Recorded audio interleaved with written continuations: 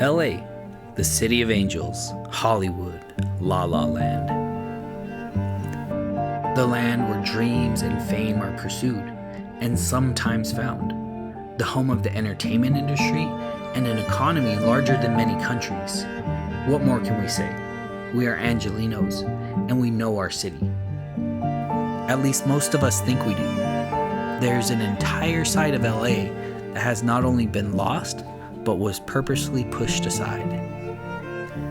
These are a few of the stories that have been forgotten by everybody but those who lived it.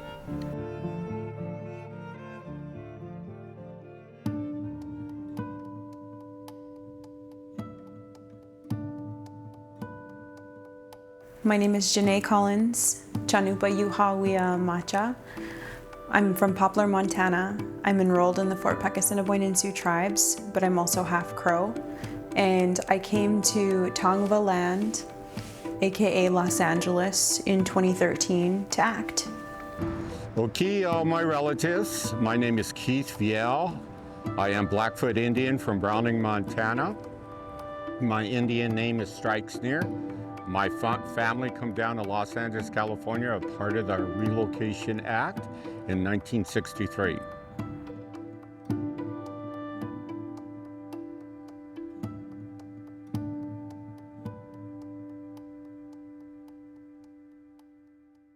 Havanatha. I am Pamela Villaseñor.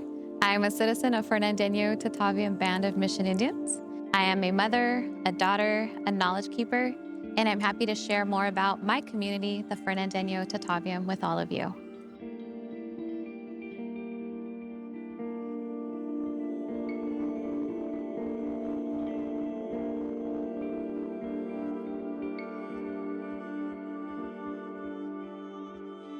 I spent years of training in classes and workshops and auditioning in a smaller market, but still a lucrative market for film, before I ever thought of moving to LA to advance my career.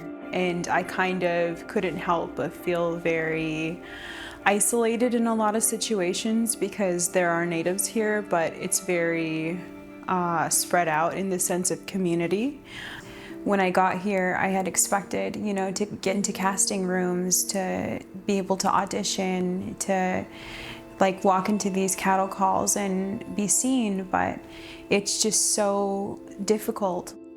One of the biggest hurdles many Native actors face when coming to LA is not competing with other Natives for roles, but dealing with people who steal our identity to take Native roles.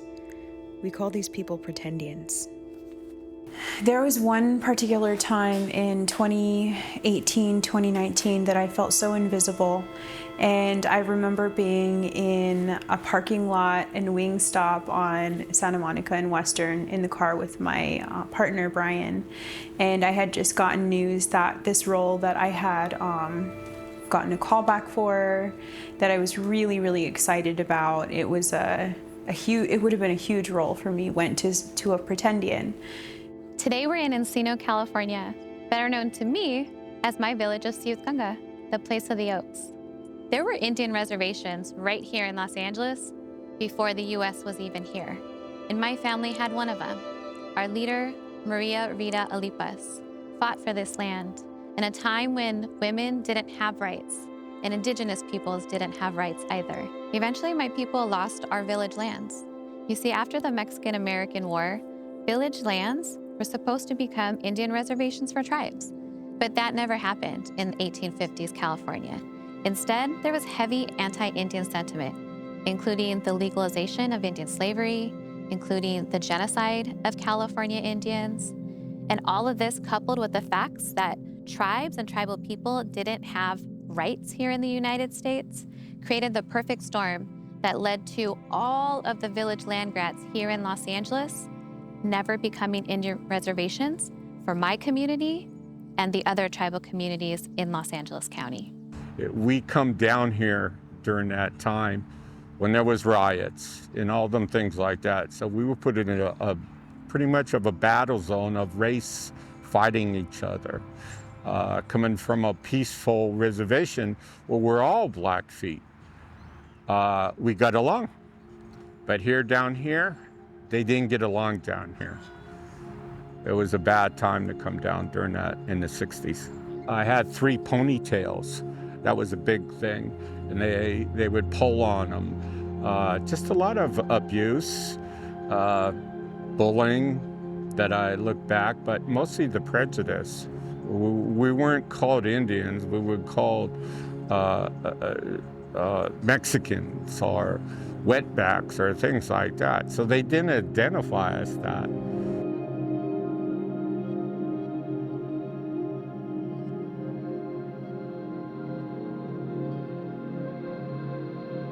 It was at the lowest part, I feel like, of my career where I felt so invisible and so passed over that I dealt with another huge blow, which was losing my father figure in my life, my uncle.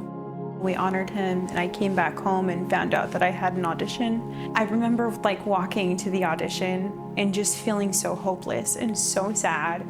I didn't have any makeup on. I literally just felt like I was just doing this audition just because I had to keep going. I had to keep doing something. There was something in the back of my head that told me to keep going.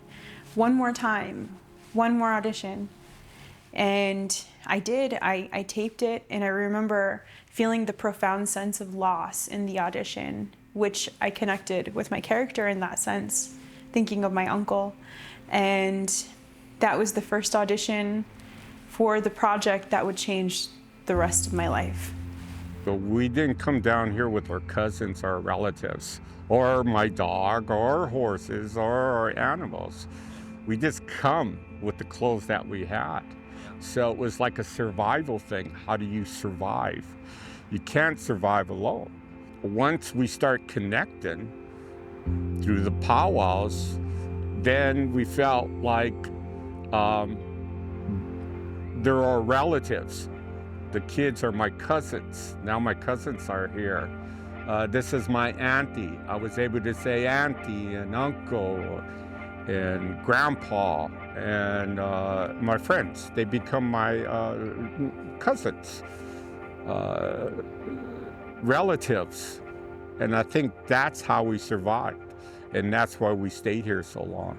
If we didn't have that tribal unity, I don't think we would have made it. From the 1850s through 1900, the Fernandeño Tataviam, our ancestors fought in court for our rights. We fought for the village right here at Ciudganga, today in Encino, and the fight for San Fernando through the 1890s. Ultimately, these were big fights. When we didn't have rights as tribes, we didn't have rights as Native people, and yet we were still in these fights even when we didn't speak the language. I had a lot of good time at dancing around here with my friends, with other Native Americans. And I think that's part of the big survival thing that we have, is that we were able to communicate with our own people. The tribe, the drum, the flute, all the food that we had, plentiful. It's like we were back home. But we weren't, but that's how we survived. That was one of the survival, is that powwow and the community getting together. It was the 1960s when our great leader, Rudy Ortega Sr., inquired and fought for our federal recognition. I survived. I survived alcoholism, addiction, incarceration, and I found a purpose down here to give back to my people. If there was anything that come out of this Relocation Act, was my sobriety and meeting my wife. Yes, it was a hard road, but we made it. So when I found out I got cast in Martin Scorsese's Killers of the Flower Moon as Rita Smith, I literally couldn't believe it. I screamed again this time, but it was like a scream of pure joy, which was like drastically different from my breakdown earlier. And when I was wrapped with Killers of the Flower Moon, I had also gotten onto Reservation Dogs and Rutherford Falls. It's wonderful, feeling that you're seen after so long of not feeling seen. I promise that if you keep going, if you keep trudging forward, if it's genuinely your passion, keep going. You might just get what you want. My tribal leaders didn't wait around for an answer. Instead, in the 1970s, they founded their first social service nonprofit. They later went on to develop nation building and other tribal entities. Today, my tribe has economic development. We have social services. We're getting into microfinancing. We have education programs for our youth. We have services for our elders. We're providing housing stability for families and youth development to steer youth away from the juvenile justice system. At the end of the day, federal acknowledgement does not make us a sovereign tribe. We claim our own sovereignty. We have never relinquished it. The Fernandeño Tataviam Band of Mission Indians has been and will be a tribe right here in Los Angeles. In LA County, we pride ourselves on our inclusivity and diversity. However, we have never fairly recognized the indigenous people from right here in LA County or those that have come here from all over North America. And this has been detrimental to them socially and economically. True representation would mean that Angelenos do a better job in acknowledging the land-based tribes who were here historically, here today, and who will be here in the future.